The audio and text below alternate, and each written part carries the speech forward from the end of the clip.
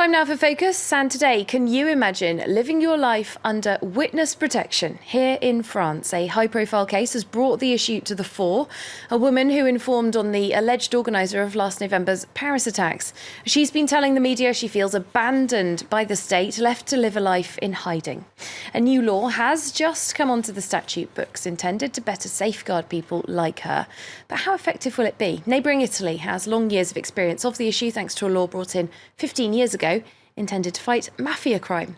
Our correspondent in Italy, Natalia Mendoza, has met two of the hundreds of witnesses who explain how their lives have been turned upside down.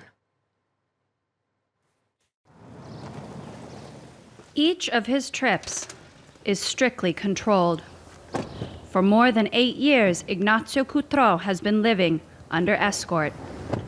An ex-business owner, he testified against the extortion of the Sicilian Mafia. Since then, he has been enrolled in the Witness Protection Program. It's not an easy life. It's a life of sacrifice. I can't go out without the escort's protection. Sometimes I dream of going out alone in the village to have a coffee, but then I wake up and realize it was just a dream. I miss freedom, but that's the price I have to pay. Every day, here in Sicily, Coutreau pays the price for his act of good citizenship. He makes all his trips in an armored car. I live in fear and I miss certain things, like feeling the wind blow on my face when I'm in a car, because in the backseat of an armored car I can't roll down the window. His story begins in the late 1990s, here in Bivona, a town a few kilometers from Corleone in the north of Sicily, a region plagued by the mafia. It's here that Coutreau managed his construction company. He had one rule: saying no to Cosa Nostra's racketeering. In my entire life, I've refused to pay a single cent to the mafia. Contrary to other business owners in the area who've always paid, I refused from the start. Consequences were quick to come. Coutreau resisted for 10 years, enduring threats and intimidation, until one day in 2006. You see that big hill? Well, my construction site was over there. One day around 5:30 in the morning, someone called me from the site and said, "Ignazio, what are you doing? Come quickly." I asked, "What's going on?" And he told me, "They've burnt down everything." Desperate, Coutreau decided to file a complaint and collaborate with the authorities on an investigation. I felt honored to play an active role in this investigation. Here is the car I drove to go to work. The police bugged the car inside and out. Microphones, so it could spy on all conversations. Thanks to his testimony and a 2.5-year investigation, the heads of the Panepinto clan, linked to Cosa Nostra, were sentenced to a total of 76 years behind bars for mafia association and extortion. But his problems didn't stop there. The business owner found himself thrown into a long downward spiral. This here is one of the results of me speaking out. His business boycotted. He lost his clients after only a few months. 500,000 euro in debt, he was forced to close his business.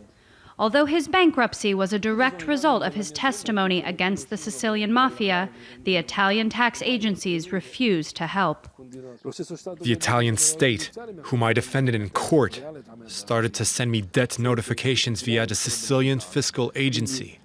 They blocked all my accounts, and now they're trying to take my house. Today, Coutreau is a ruined man, but he continues to fight. He is often invited, like here, to the north of Italy to tell his story. Here, today, we need to be the new resistance. We are at war, and to protect the rule of law, we need to become resistance fighters. The mafia is rooted in a code of silence. It's our obligation as citizens to denounce it. Coutreau was the first witness to choose not to leave his hometown. The majority of witnesses, however, have left their homes, forced to live under new identities. Such is the case of Giuseppe, who met us at a secret location somewhere in Italy. He left Palermo more than 15 years ago. The local priest asked me to take charge of a youth sports club. This kid here is Carmelo, and this is Paolo. In 1993, Giuseppe, a 25-year-old medical student, became a key witness in the trial over the death of Father Pino Puglisi, murdered by the Mafia. His death deeply shocked the country. Threatened by Cosa Nostra, Giuseppe fled. I spent years fleeing from one town to another. Each time I had to start over from zero and take on a different role. In one town I had one name, in the next town another.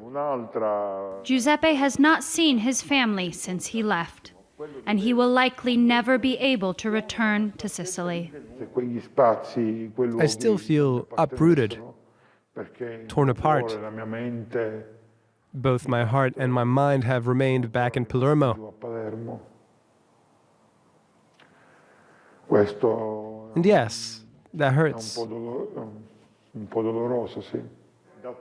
Since the creation of the Witness Protection Program in 2001, close to 200 Italian men and women have decided to testify against the Mafia.